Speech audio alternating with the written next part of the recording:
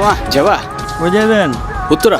হ্যাঁ মামা যাবো না, ওইদিক মেলা যা। আরে চলো না, ভাড়া বাড়াই দিব না। আরে মামা কইতেছি তো যাবো না, এখন অফিস টাইম, ওইখানে জ্যামে পড়লে সারাটা দিন যাইবো গা, ঝামেলা আছে। এত ঝামেলা থাকলে রাস্তায় বেরোইছো কেন? চাই বসে থাকলেই পারো। এ ভাই টাকা তো দিলে আবার হেলমেটটা নিয়ে যাচ্ছেন। আরে সরি ভাই, আসলে তাড়াহুড়োর কারণে ভুল হয়ে গেছে। এই যে আপনার হেলমেট, এই যে আপনার ভাড়া। বাকি টাকাটা দিবেন না? ওইটা আপনার কাছে রেখে দেন, সিগারেট খেয়ে নিন। এই শহর তো মাইন্ড ইউর ওন খাতা। স্যার আসতে পারি? আসো। এই যে আমার ক্লাসের সবচেয়ে গুণধর ছাত্র, আমার ক্লাসের সবচেয়ে গুণধর ছাত্র, যেমন তার চলাফেরা তেমন তার ড্রেস আপ তেমনি তার লেখাপড়া। এই যে তুমি ঠিকমতো ক্লাসে আসো না, একদম ঠিকমতো লেখাপড়া করো না, গোছালো জীবনযাপন করো, তোমার কি ফিউচার নিয়ে কোনো টেনশন হয় না? এই চুপ করে আছো কেন বলো? স্যার আপনি কনফুসিয়াসের নাম শুনেছেন? হ্যাঁ শুনেছি। উনি বলেছেন life is really simple but we insist on making it complicated. চুপ বেয়াদব, তোমার সাথে আমি ফাইজলামি করতেছি? তুমি কি জুতা পরে আসছো? দেখে তো মনে হচ্ছে বাথরুমের স্যান্ডেল। ইউনিভার্সিটিতে কিভাবে ড্রেস আপ করে আসতে হয় তুমি জানো না?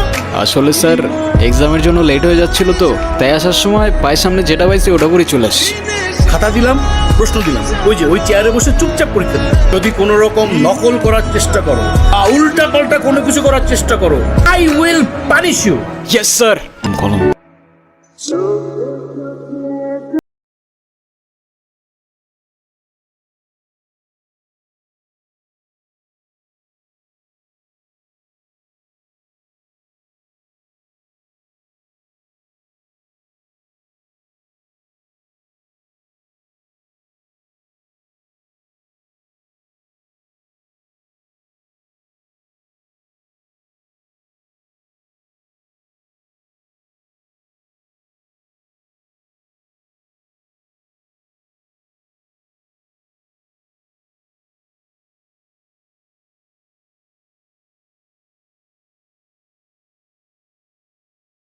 স্যার হিমু আমাকে অনেক ডিস্টার্ব করতেছে। বাহ কি অপূর্ব, কিন্তু আরেকজনকে লিখতে দিচ্ছেন, তার উপরে আপনি ধপ ধপে একটা সাদা খাতা নিয়ে বসে আছেন। আপনি পরীক্ষা দিতে আসছেন কেন?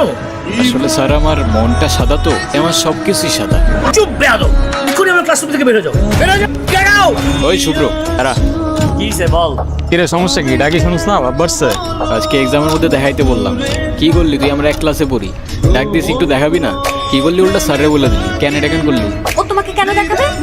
ও তোমাকে কেন দেখাবে? তোমার নিজের কি ব্রেন নাই? তোমার কি জ্ঞান বুদ্ধি কিচ্ছু নাই? তুমি বাসা থেকে পড়াশোনা করে আসতে পারো না? তুমি চুপ থাকো, আমি তোমার সাথে কথা বলতেছি। কেন ও কেন চুপ থাকবে? আর ও তো ঠিকই বলছে, তুই বাসার থেকে লেখাপড়া করে আসতে পারস না। তুই কিন্তু মুখে মুখে কথা বলতেছিস। হ্যাঁ করতেছি তো, কি হয়েছে? কি করবি তুই? কি করবো না? বেয়াদব ছেলে, রাস্তাঘাটে গুন্ডামি শুরু করছো? বস্তির ছেলে কোথাকার। আরে তোমার তো দেখতেই বোঝা যায় যে তুমি একটা বস্তির ছেলে, পোশাক আশাক সবকিছু বস্তির ছেলে। বেয়াদব কোথাকার। কি রে তুই এই বয়া কি করতেছো? গেম খেলতেছি মামা, গেম খেলতেছি। তুমি এই বয়া বয়া গেম খেলতেছো আর ওদিকে তোমার পাখি লেগ পারে একা একা বয়া রয়েছে। কে ইরা? হ্যাঁ যাও একটু আদর যত্ন কইরা দিয়া হও মামা। কি বলছ মামা? ইরা? কি ব্যাপার রকি, কিছু বলবা? তুমি জানো না কি বলবো? শোনো, আমি তোমাকে আগেও বলছি, এখন আবার বলছি, তোমাকে আমি পছন্দ করি না আর কোনোদিন করবো না, তা শেষ। ইরা তুমি কি ভেবে বলছো? তুমি জানো এর পরিণাম কি হতে পারে? পরিণাম কি হতে পারে মানে? শোনো, আমি ভেবে বলতেছি আর তুমি আমাকে স্বপ্নেও কোনোদিন ভাববে না। যাও তো যাও, আমাকে ডিস্টার্ব করবে না, যাও এখান থেকে যাও। প্রেম যেহেতু করবাই না, প্রেম করে যেটা করতাম সেটা করে ফেলি। আরে কি আশ্চর্য!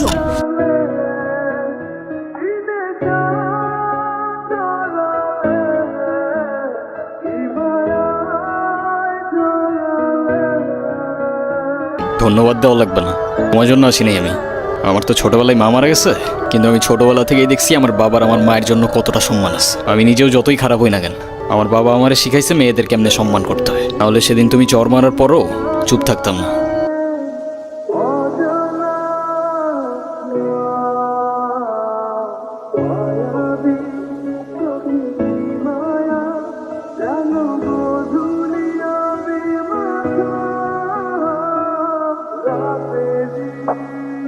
এই হিমু শোনো না। কি হয়েছে? তুমি আমার রাস্তা আটকাচ্ছ কেন? তোমার সাথে আমার কোনো কথা নাই। আচ্ছা তুমি এরকম রেগে যাচ্ছ কেন? সেদিনের ব্যবহারের জন্য আমি এক্সট্রিমলি সরি। তুমি আমার কাছে মাপ চাচ্ছ কেন? তুমি কোনো দোষ করছো? শরৎ তোমার সাথে কোনো কথা বলার ইচ্ছা নাই আমার। আরে শোনো না, প্লিজ আমাকে এবারের মতো ক্ষমা করে দাও। আমি না বুঝে ভুল করে ফেলেছি। সরি বললাম তো, সরি। আচ্ছা ঠিক আছে, মাফ করলাম। আচ্ছা ঠিক আছে, তাহলে আমরা এখন ফ্রেন্ডস। আচ্ছা ফ্রেন্ডস। এই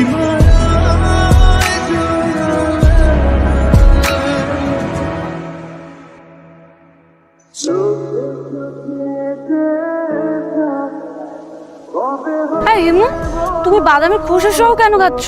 বাদামের খোসা ছাড়াইতে আমার কাছে ঝামেলা মনে হয়। আর এমনিও তবে বাদাম খাওয়ার মধ্যে আলাদা একটা ফ্লেভার আছে। আমার সবচেয়ে ফেভারিট অ্যাক্টর পল ওয়াকার, ও কি বলে জানো? কি বলে? If you can not have fun there is no sense in doing it. তাই না? ওই কি হয়েছে, এত আর্জেন্ট ডাকলা যে? কোনো সমস্যা? আরে কোনো সমস্যাই না, আমার ভাই শাফিন আছে না, হ্যাঁ। শাফিনের বার্থডে, ওর জন্য কিছু কেনাকাটা করতে। চল। তোমার আবার ভাই আসলো কোত্থেকে? সেটা তোমার বুঝতে হবে না, তুমি চলো তো। চল। এই হিমু, তোমার এই যে চুলগুলো, এগুলো যে এত এলোমেলো অগোছালো, সবসময় দেখলে একদম তোমাকে পাগলের মতো লাগে। লোকজন কি ভাবে বলো তো? আমার কাছে তো এমনিই ভালো লাগে। আমার কাছে যেটা পাগলের মতো ওটা আমার কাছে ডিসেন্ট, নর্মাল। ডাইজনিস কি বলছে জানো? It is not that I am mad, it is only that my head is different from years. হ্যাঁ বাবা, কি হয়েছে? তুমি থাকো, আমি আসতেছি। এ মামা রাখেন তো একটু, রাখেন রাখেন। এরা আমার না মনে হয় এখন যাওয়া উচিত, বাবার শরীরটা খারাপ। উচিত মানে কি? এক্ষুনি যাবে? যাও যাও যাও, তাড়াতাড়ি যাও। আচ্ছা তুমি সাবধানে যাও তাহলে। আচ্ছা, এই এটা দাও। এগুলো কেন?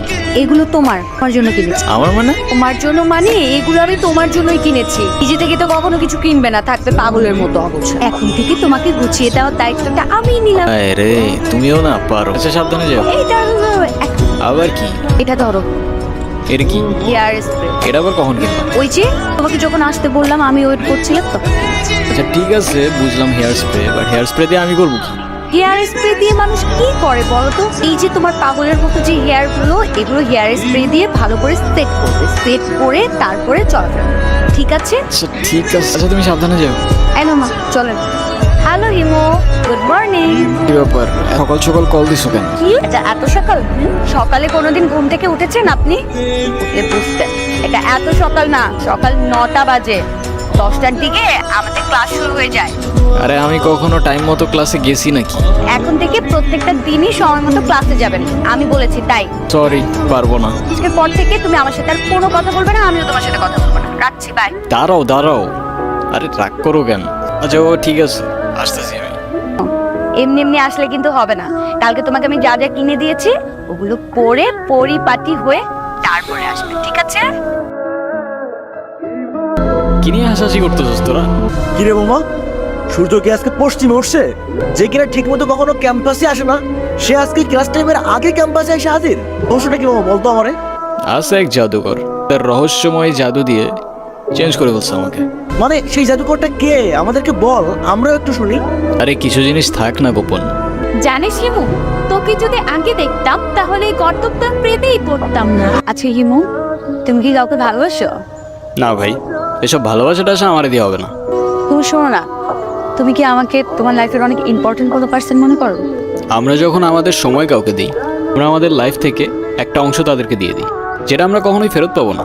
তো যেহেতু আমি তোমার সাথে অনেক সময় কাটাই, তো তার মানে এইটাই, তুমি আমার লাইফের ইম্পর্টেন্ট একজন, আমার অনেক ভালো বন্ধু প্লাস আমার বেস্ট ফ্রেন্ড। ও তোমার জন্য একটা জিনিস আনছি। বাদাম? তুমি আবার খুশি সহকারে বাদাম খাচ্ছ? আরে বাবা আমি পারি না খোসা ছাড়াই বাদাম খাইতে, কি করবো আমি? কি ব্যাপার, তুমি খোসা সহ বাদাম খাচ্ছ কেন? যে মেয়ের বেস্ট ফ্রেন্ড খোসা ছাড়িয়ে বাদাম খেতে পারে না, সেই মেয়ের খোসা সহকারে বাদাম খাওয়া উচিত, বুঝলে? আমার লাইনে আসতেছো? ইরা কইরে দেখছস তোরা? কই, আমরা তো এখানে অনেকক্ষণ যাবত বসে আড্ডা দিচ্ছি, এরাকে তো দেখিনি। আচ্ছা থাক তোরা, দেখে আসি আমি।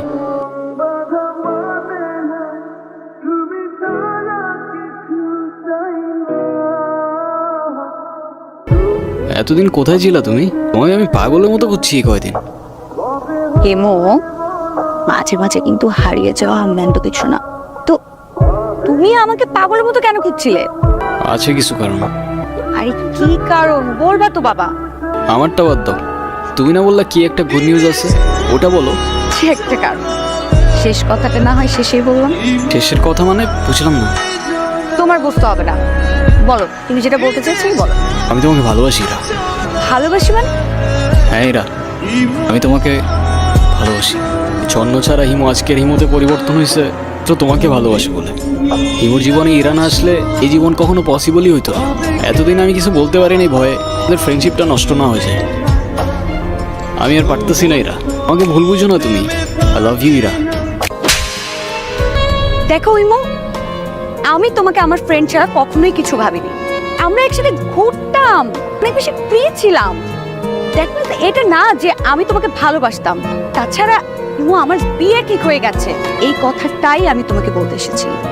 আজকের পর থেকে আর কোনো দিন তুমি আমার লাইফে ব্যাঘাত ঘটাবে না। আমাদের আর কোনোদিন দেখা হবে না, এই আমাদের শেষ দেখা। ভালো থেকো।